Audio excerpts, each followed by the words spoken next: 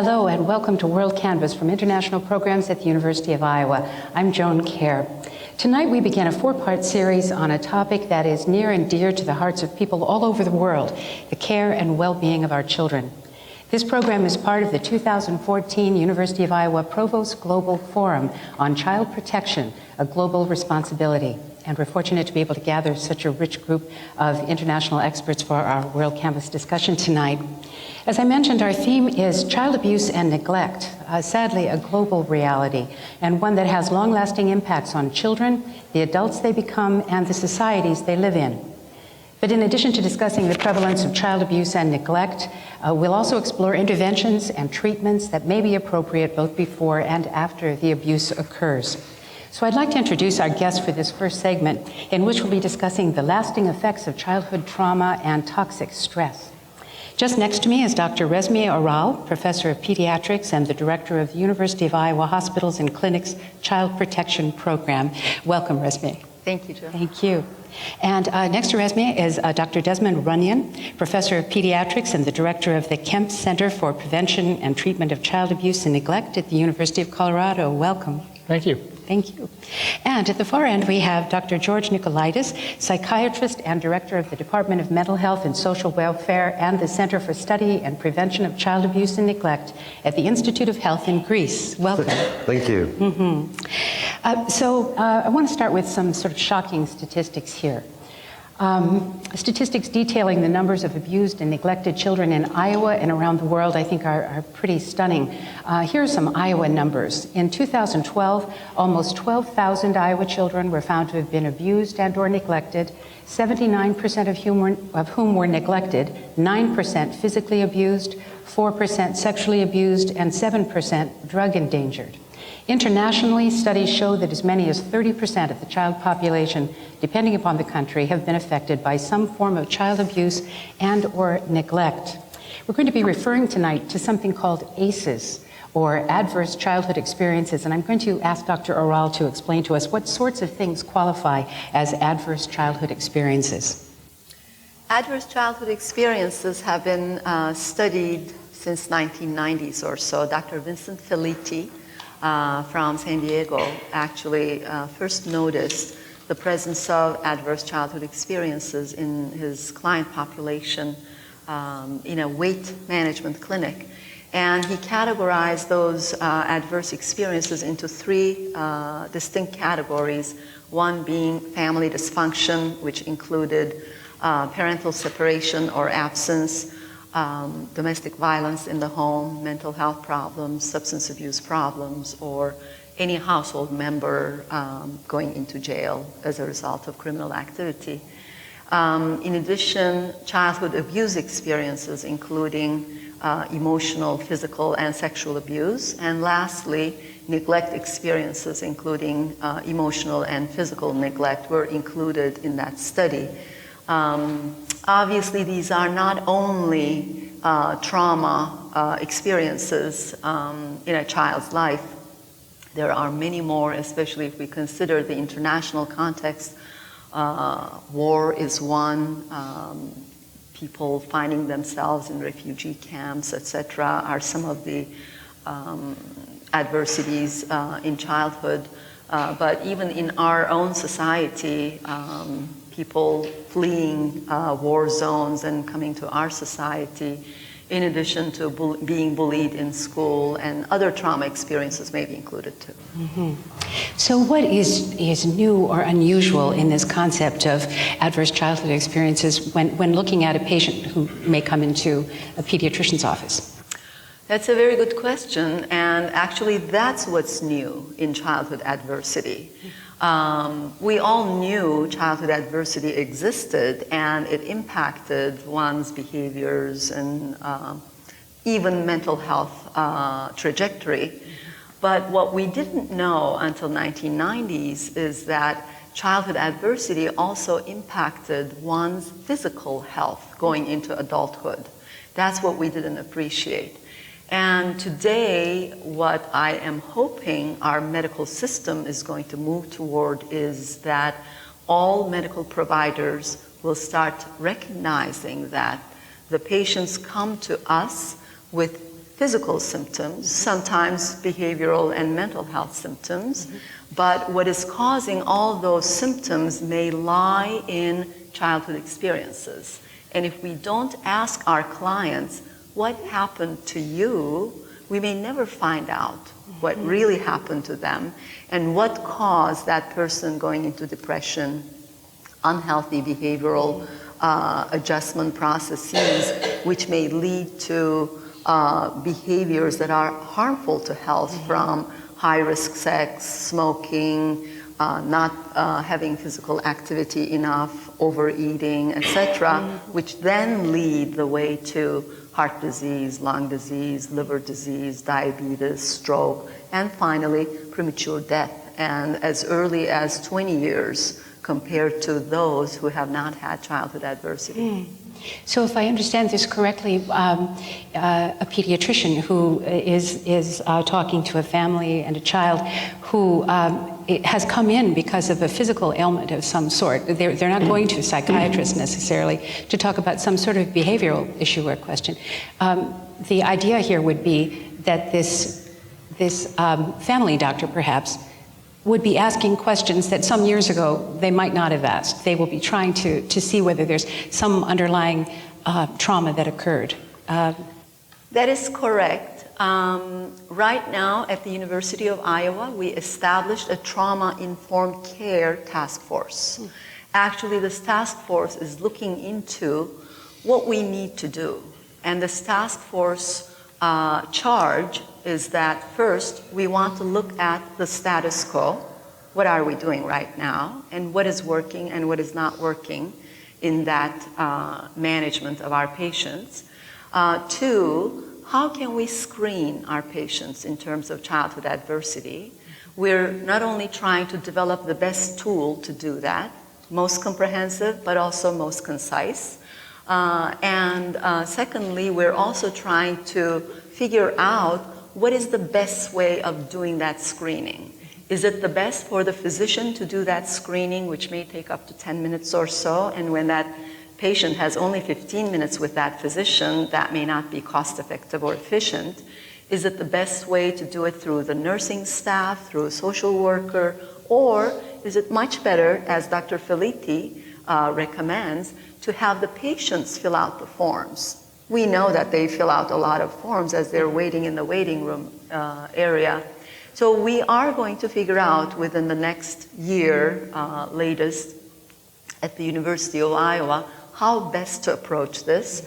And we are also going to work with the hospital administration to start working toward providing the resources for services if our clientele requires increased amount of services. Once we discover, wow, this family has a lot of adversity, we need to address that. Wonderful, thank you. Well, Dr. Runyan, let me move down to you now. You're currently at the University of Colorado, and you are involved in this ACE research and dealing with ACEs with your patients. Can you tell me something about, without any names, of course, some of the things you've seen in your practice, or some of the cultural issues, perhaps, that might make asking these necessary questions just a little bit tricky? Well, so I have been involved in research for a long time looking at these questions, and including around the world. Most parents want the best for their children, but we learn how to discipline children from our culture, from our shared understanding of how we're supposed to raise children, what's appropriate. And so I've been teaching in North Carolina for many years, and there the children, all the medical students tell me about their childhood when they were sent out to the yard to pick the switch. They were switched with to punish them. Very topical in the South. It's less common, I've discovered, in asking that question in Colorado. We all have different ways of doing it. But they want the best, but they think that that's the appropriate way to raise children. So I think the majority of parents around the world want to do the best, but they learn from their parents and others how to do it. And we know, and Dr. Nicolatis can explain from his studies, but we know that different societies do this differently. For example, in South Asia, children are slapped more commonly than spanked, and spanking is relatively less common. That there are other countries in which the boogeyman or evil spirits is invoked as a way of scaring someone to do the right thing. And things like timeout and are relatively more common in North America than they are in some other places. And so there are different variations. And I suspect there's some level of sort of acceptable disciplining within any of these various cultures, and then there's the discipline that goes too far, that becomes, beating of a child, or something that will cause a lot of long-term pain. How difficult is it for you to discover what's going on inside a family when someone may come to you for sort of a physical issue, and then you try to get a little bit more background from them? Do you find that there's a lot of resistance in the people you meet with? People are very disclosive to physicians. It's amazing what people will tell us when you ask questions. So if we ask the questions, if we think about it, we'll find a lot of things that are going on in families that would surprise other people. I think when you get into a doctor's office, when you're put in a gown or partially naked and they're asking you questions, people tell us a lot of things. And it's an amazingly powerful position. We do discover lots. And then our job is to figure out how to help. Yeah. What is your first move when you try to figure out how to help? You see something that seems to need to be addressed in some way. How would you approach that? Well, in many cases, there's an injury, physical injury or a concern, and I'll straight out ask how this happened, and they'll explain what happened, and I know enough about the mechanics and the patterns that I'll either say that makes sense, or I'll say, that really doesn't make sense. I don't understand that. Can you help me understand it some more? Yeah. My goal is not prosecution. That's not my job. My goal is to help the children, and so I'll inquire to the point that I need, and sometimes it will just agree to defer that to questioning any further and go ahead and start treating the child, but make a report to social services and let other people do the investigation. Yeah. Right. Well, Dr. Nicolaitis, may we talk to you a little bit about your experience in Greece and using ACEs there? Well, we have a lot of different examples to make, but at least our recent studies indicate, not only in Greece, but in all the Balkan Peninsula, that, of course, we have a serious problem. In our research, I would say that 3 out of 4 children report at least one experience of exposure to physical violence in the childhood, while I would say 1 to 6 had at least one experience of exposure to sexual violence, of which 5% approximately concerns exposure to sexual violence that includes also physical contact. I think these figures are alarming, but to add to what you were discussing previously with Des, in the beginning, when we began to conduct such research in our part of the world, which there's a less tradition of inquiry on such issues, myself, I was hesitant that maybe the reaction from the parents, from the public would be negative, or that some of it might be that way. I must tell you that after 5 years of doing that job, civil society is much more ready to receive such questions than we believe. We professionals, decision makers, administration, whatsoever, civil society is more ready to hear. We get comments from children saying, we were expecting someone to pose that question to me. Someone. And I would like to underline this message because I think it's the core essence of my experience in research.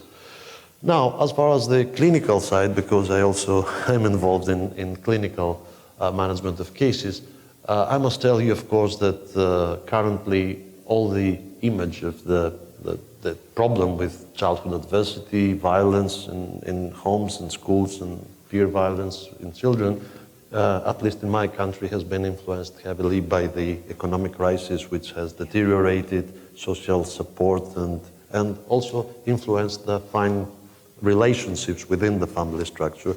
And now we see cases more severe in younger children, and this is very devastating. Resmiye, you have a conference that has been going on this week here at the University of Iowa, the Provost Global Forum on Child Protection, has brought together caregivers and social workers, many different kinds of doctors, people connected with Department of Human Services and so on. who are aware that these are important issues. You've had many, many discussions during this week. Has there been anything that has surprised you, or what would you say has arisen from those conversations that confirms your belief that this is really something we need to take on in a serious way within the medical community, but also within our larger society? Well, it didn't necessarily surprise me in a certain way, what I've been exposed to over this week.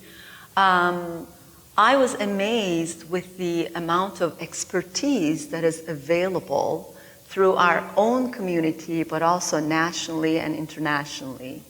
I was amazed with how well everything came together, and this tremendous networking activity took place in our town, and we learned from our visitors hopefully learned from us or through all the brainstorming.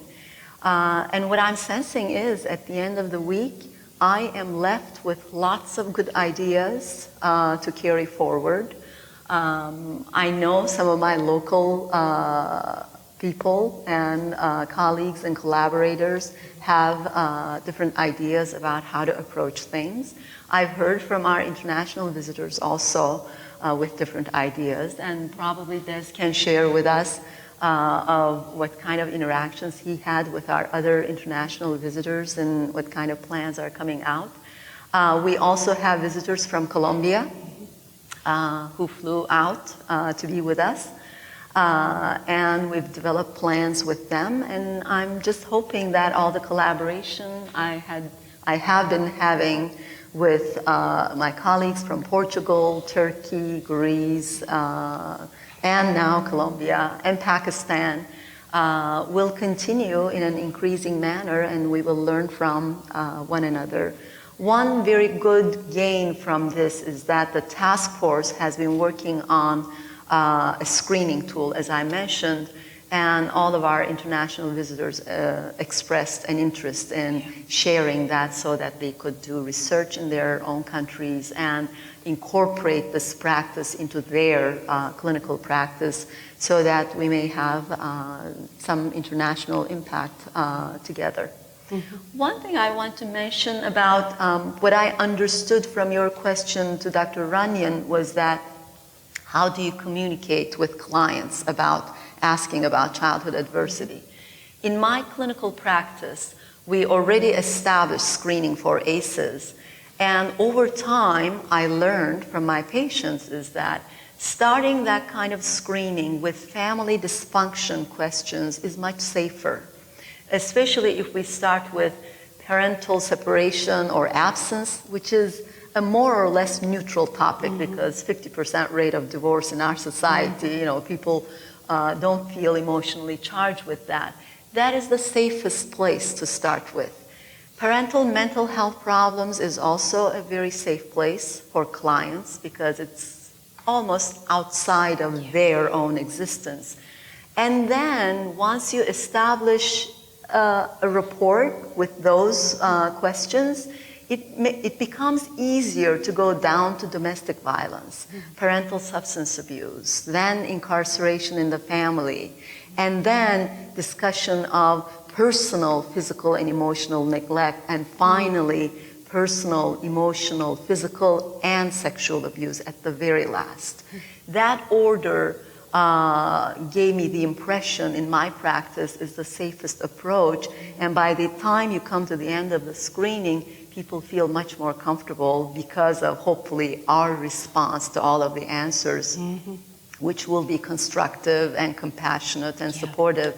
Then they feel much more comfortable sharing their sexual abuse experiences with us too. Yes. However, I should add, of course, Dr. Oral is absolutely right. The funneling of questionnaires is essential for not making clients feel uncomfortable.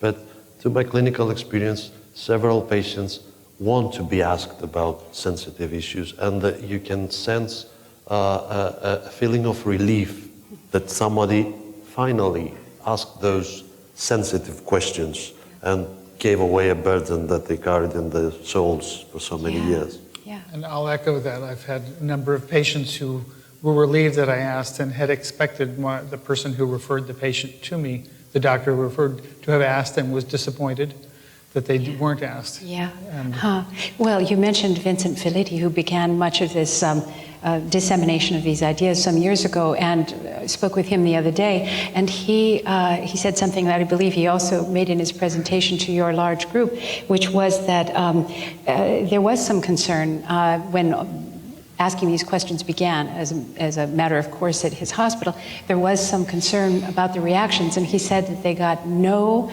complaints, no negative reactions, no one saying, why are you asking me this? But rather many, many, many letters. And he spoke of one from an 80-some-year-old woman who said she was so glad she'd been asked that she was afraid she would die with the secret that no one had asked her about, and she'd had no one to share it with. And yeah, that's pretty moving stuff.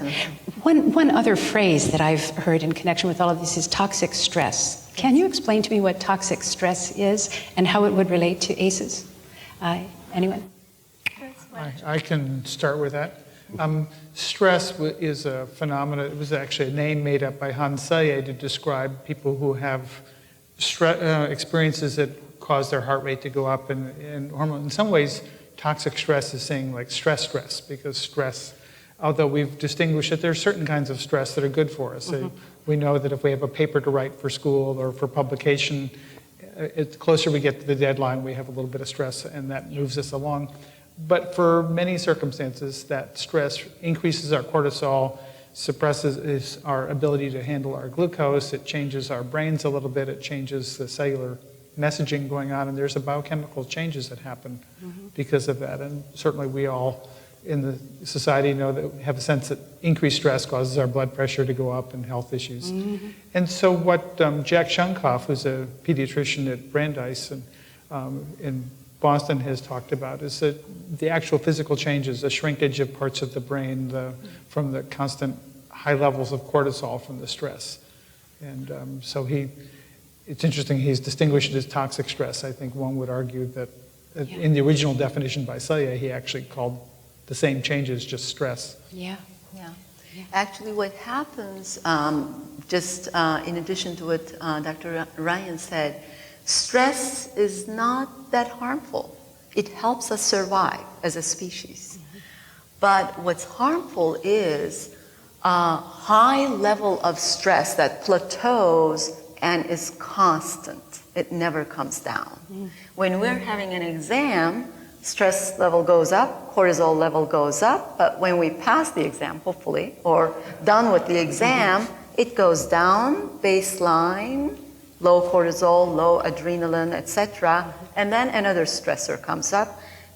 This way of living is okay. That is our human experience. But what Dr. Runyan said is constant high level of plateau. To put it in context, a child living in a domestic violence environment, constantly fearing dad is going to come home and beat up my mom, and this fear is constant. As a result, cortisol level is constantly high. That is harmful. That is toxic to the brain structures. Just to put it in a wider perspective, during the last 25 years, medicine has changed dramatically in the sense that now we don't only look for the biological instantiation of disorders, but we look to the greater picture. Now we know that certain things like social inequality, childhood adversity, other stressors, major stressors in life, are the most dangerous things in the world. They are who cause the major killers in our developed societies. Now, the mechanisms, the biological mechanisms, is something that we're still looking for it. But we know that there is a mediator, which is chronic stress, psychosocial burden. You can find several names like that. But it is the way that our way of living interacts with our genes and thus produce something pathological. So you may have something occurring in your remote past as a child, but this has a lasting effect.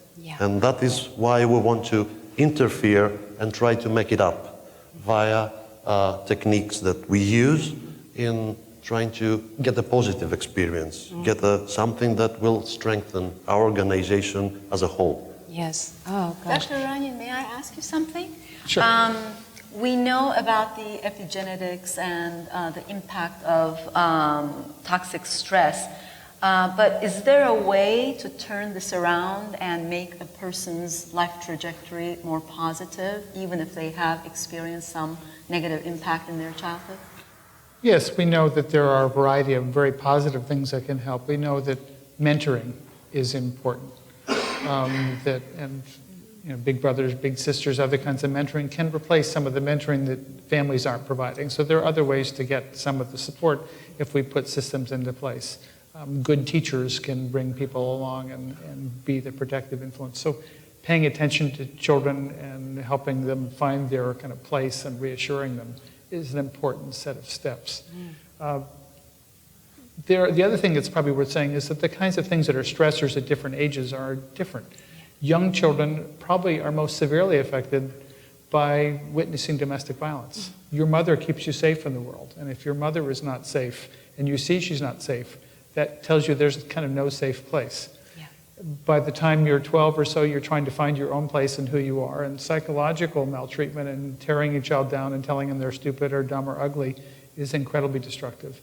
And in the teenage years, sexual abuse and physical abuse may actually take on the leading role, but a lot of people are surprised to discover that witnessing domestic violence actually appears to have stronger influence on young children than being a victim of physical or sexual abuse themselves. Wow. So much for all of us to learn here, and I'm sorry to say that this particular segment has ended, but we have, for those of you watching this program, there is more to come, so we hope you can join us in the next program. And I want to say thank you very much to our guests in this first part of our four-part series on child protection, Dr. Resmiye Oral, who will be with us a little bit later, and Dr. Desmond Runyan, thank you for being here. Dr. George Nicolaitis, thank you very much. And thank you to all of you who joined us this afternoon. WorldCanvass programming is available on YouTube, iTunes, UITV, and the International Programs website, which is international.uiowa.edu. I'm Joan Kjaer for International Programs. Thank you very much for being with us, and we'll see you next time.